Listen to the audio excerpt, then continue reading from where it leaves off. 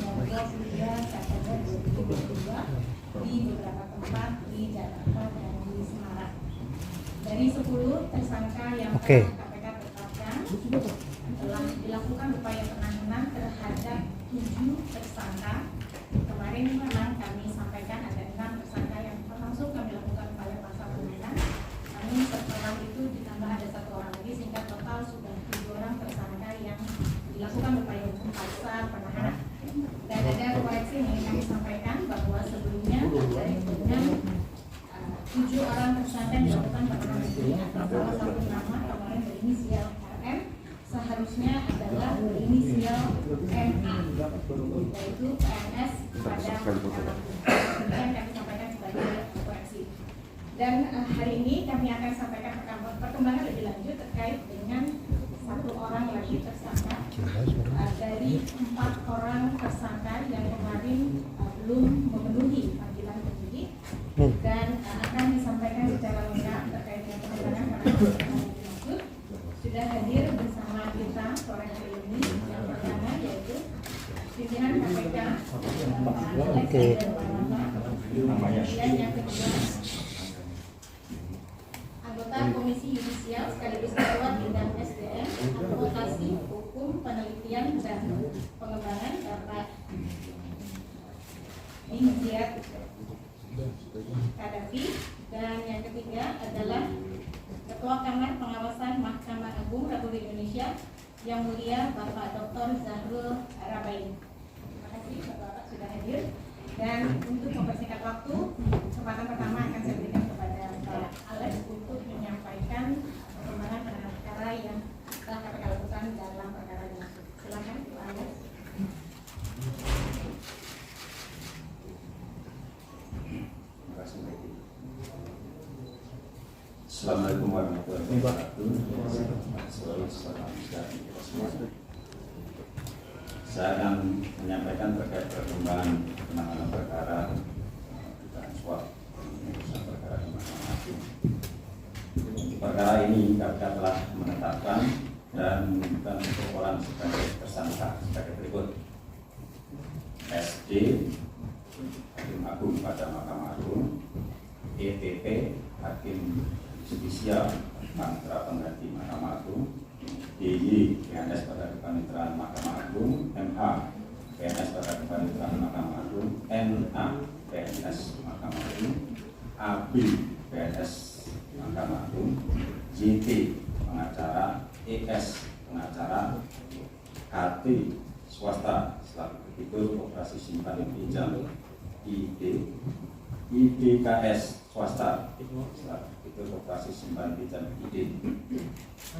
Beberapa tersangka sudah dilakukan penahanan sebagai berikut: EPP ditahan di rutan KPK pada Gedung Merah Putih; D ditahan di rutan KPK pada Gedung Merah Putih; MH ditahan di rutan Polres Metro Jakarta Pusat; AB ditahan di rutan Polres Metro Jakarta Timur; YT ditahan di rutan Polres Metro Jakarta Pusat; ES ditahan di rutan Polres Metro Jakarta Pusat; dan NA ditahan di rutan Polres Metro Jakarta Timur.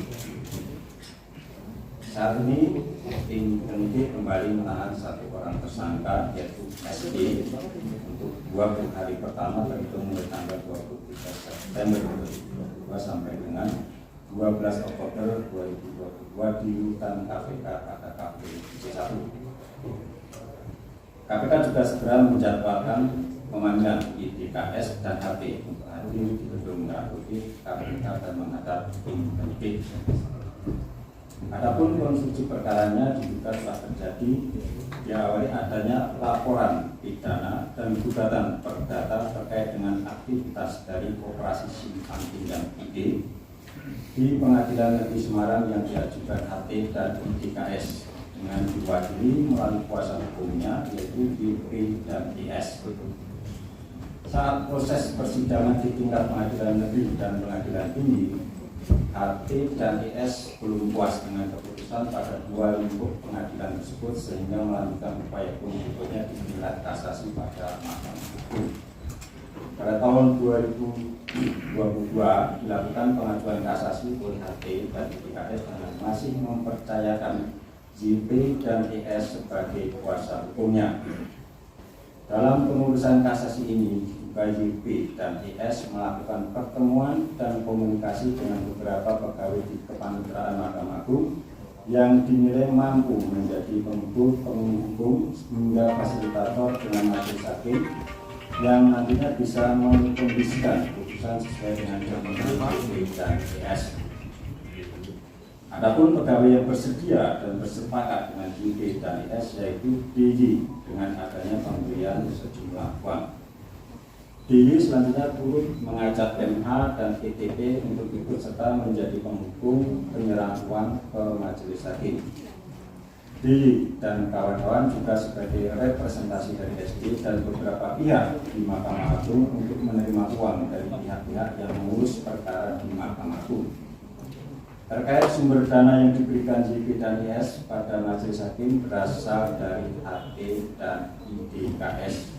Jumlah uang yang kemudian diserahkan secara tunai oleh JP dan ES pada DJ sejumlah sekitar 202.000 dolar Singapura atau ekuivalen 2,2 miliar rupiah.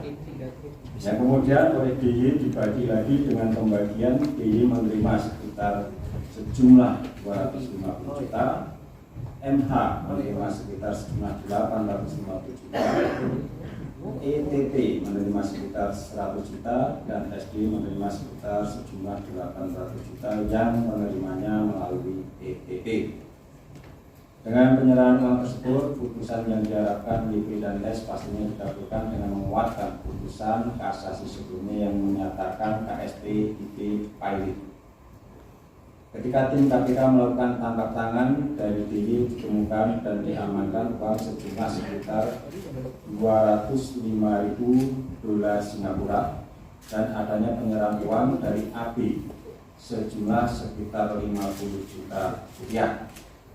KPK menduga DJ dan kawan-kawan juga menerima pemberian lain dari pihak-pihak yang berperkara di Mahkamah Agung dan hal ini akan didalami lebih lanjut dalam proses penyidikan.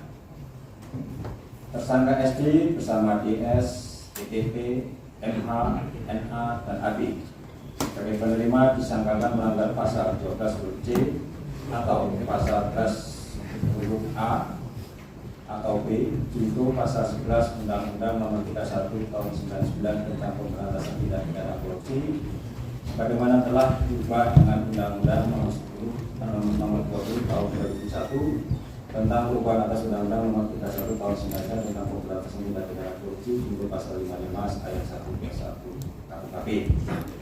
Demikian beberapa hal yang kami sampaikan. Selanjutnya barangkali dari MA maupun KAI akan menambahkan. Silakan. Untuk selanjutnya kami mohon kesediaan dari Ketua Kamar Pengawasan MA yang mulia Bapak Dr. Surya Baik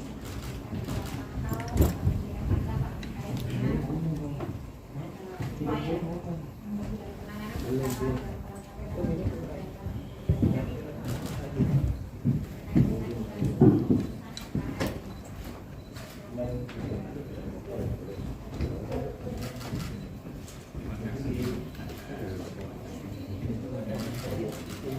Nyala Pak.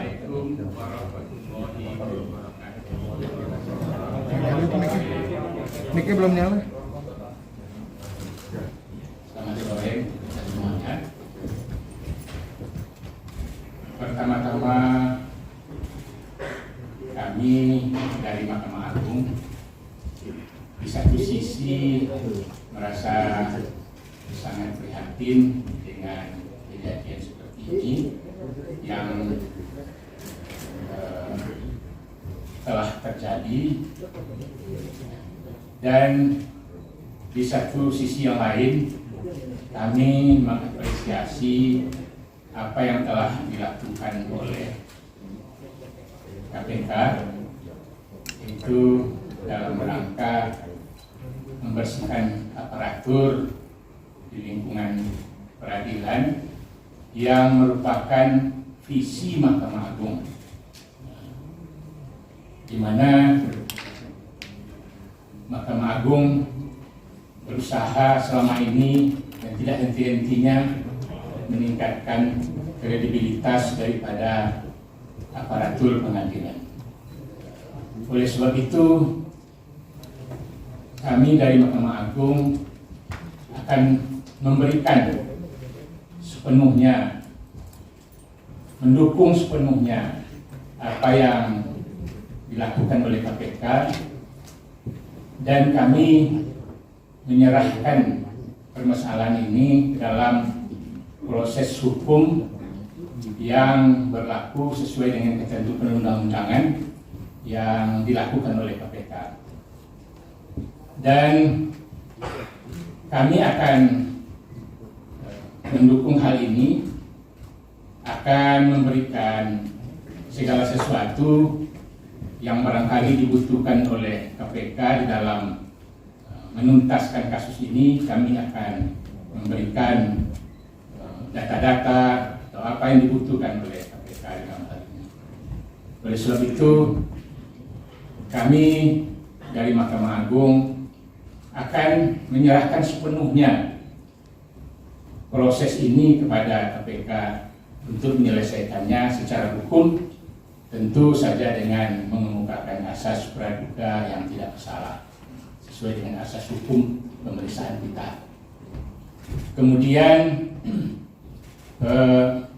sesuai dengan ketentuan peraturan perundang-undangan, kalau jika aparatur pengadilan itu sudah ditetapkan sebagai tersangka dan ditahan, maka Mahkamah Agung akan mengeluarkan surat pemberhentian sementara terhadap aparatur tersebut guna menghadapi pemeriksaan dengan sebaik-baiknya.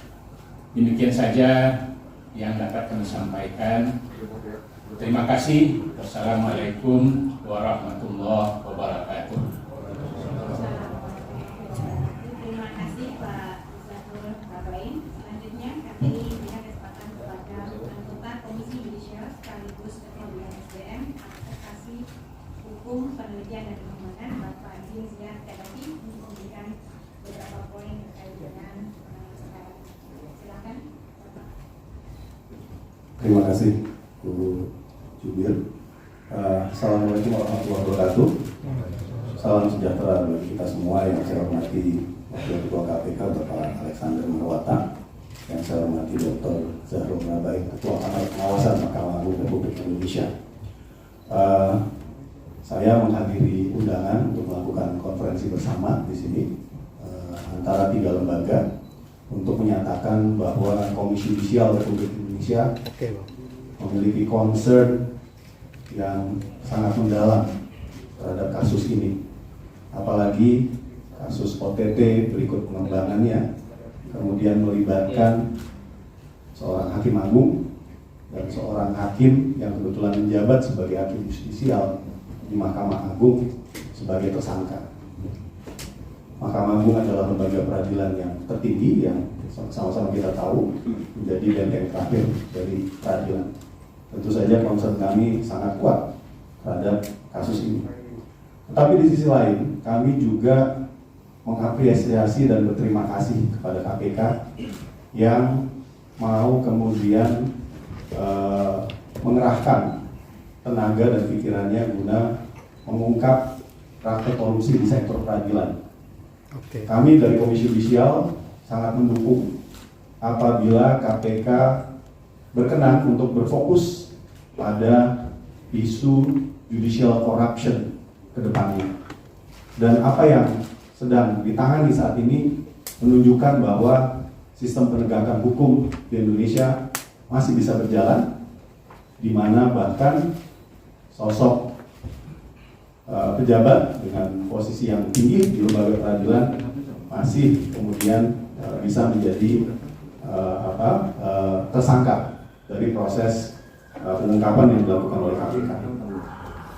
Kami di sini 3 lembaga tentu saja punya kewenangan yang berbeda-beda. KPK sebagai institusi penegak hukum tentu saja memiliki banyak luxury karena punya kewenangan untuk menjalankan upaya paksa. dan mendapatkan bukti-bukti secara lewat berbagai langkah ya, penyelidikan dan penyidikan yang dilakukan.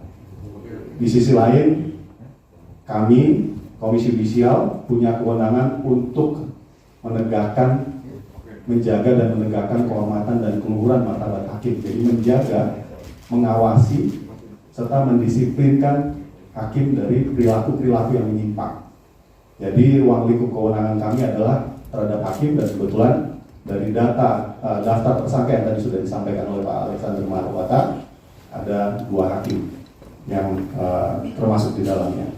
Di sisi lain, Mahkamah Agung, di mana di sebelah kiri saya hadir Bapak Dr. Zahrul Rabain yang merupakan Ketua Kamar Pengawasan, itu membawahi badan pengawasan yang punya kewenangan untuk melakukan pengawasan internal terhadap seluruh aparatur peradilan. Nah, saya rasa 3 lembaga dengan kewenangan yang berbeda ini tidak semestinya kita lihat sebagai kewenangan perbedaan yang diametral, tetapi ada potensi untuk kemudian melakukan kolaborasi dari waktu ke waktu. Kami tahu bahwa ada kelemahan-kelemahan dalam sistem penanganan perkara, termasuk juga dalam pengawasan dan pendisiplinan yang dilakukan oleh lembaga-lembaga ini.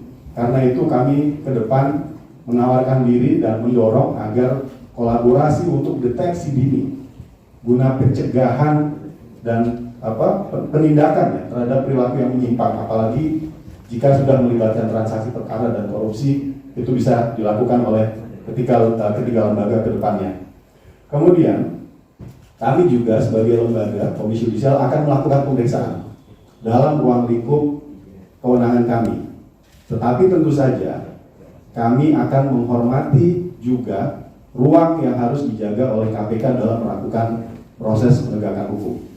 Karena itu, pemeriksaan yang akan kami lakukan akan kami terus koordinasikan baik dengan KPK maupun dengan Mahkamah Agung soal timingnya, apakah bersamaan dengan berjalannya proses penegakan hukum atau sesudah itu nanti kami akan berkomunikasi secara erat dengan kedua lembaga.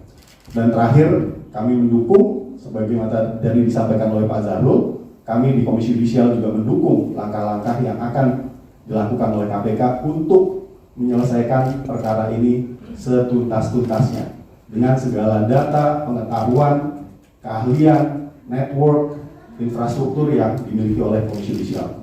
Saya rasa itu yang bisa saya sampaikan. Terima kasih atas perhatian rekan-rekan media. Assalamualaikum warahmatullahi wabarakatuh. Terima kasih Bapak Dinsyah Terapi. Baik, sekali lagi ingin kami sampaikan bahwa konferensi pers Mau di-white nggak, Bang Haji? salah satu bentuk sinergi dari 3 lembaga, Mau di-white nggak, Bang KPK, Haji? MA, dan KY, dan bagaimana sinergi untuk saling mendukung pelaksanaan tugas dan wewenang masing-masing secara independen sesuai dengan amanat undang-undang masing-masing. Bapak, Ibu, dan rekan-rekan jurnalis, saya akan buka sesi tanya jawab. Sesi